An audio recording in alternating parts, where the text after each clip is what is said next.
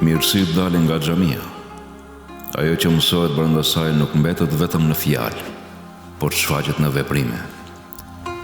Xhamia është vendi ku zemra pastrohet, kur njeriu kujton përgjegjësinë e tij ndaj Zotit dhe ndaj krijesave të tij.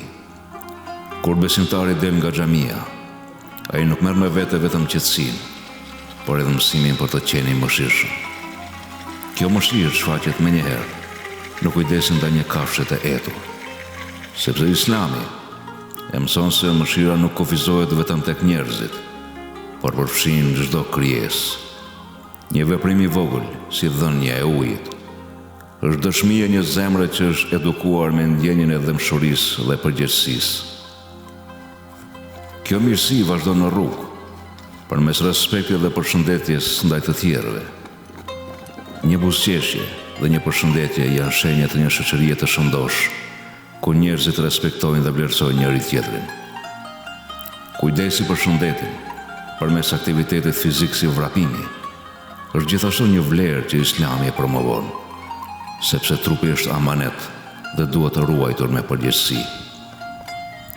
Ajo që është mësuar brenda xhamisë reflektohet në sjelljen e përditshme, duke treguar se besimi nuk është vetëm adhurim, por edhe moral dhe karakter. Në të njëjtën kohë, lidhja me Kur'anin mbetet burimi kryesor i udhëzimit. Leximi i tij forcon ndërgjegjen dhe e kujton besimtarin për detyrën e tij që të jetë i dobishëm për të tjerët. Ai që udhëzohet nga fjala e Zotit e gjen veten më të gatshëm për të ndihmuar dhe për të vepruar me drejtësi. Kjo frym e mirësisë shfaqet edhe në ndihmën ndaj atij që gjendet në vështirësi, ndihma ndaj një personi në nevojë, pa pritur asgjë si shpërblim.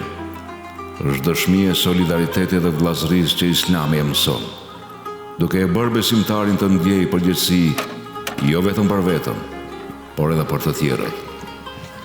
Ky veprim forcon lidhjet mes njerëzve dhe krijon një shoqëri ku mbizotron mirëkuptimi dhe përkrahje reciproke.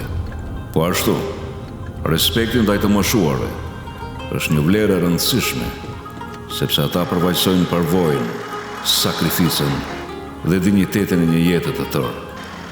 Ndihma ndaj tyre është shenjë e edukatës, e mirënjohjes dhe ndërgjegjes së lartë morale, duke treguar se një shoqëri që respekton të moshuarit është një shoqëri që ruan vlerët e saj më të larta.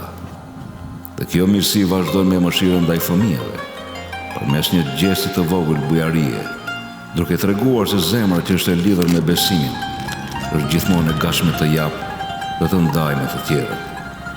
Dhe në fund, kjo rrugë e mirësisë përmbushet me dhënien e sadakas ndaj atij që ka nevojë. Sadakaja është një nga shprehjet më të larta të solidaritetit dhe kujdesit për shoqërinë. Ajo tregon se besimtari është i vetëdijshëm për përgjegjësinë e tij dhe nuk e harron atë që është në vështirësi.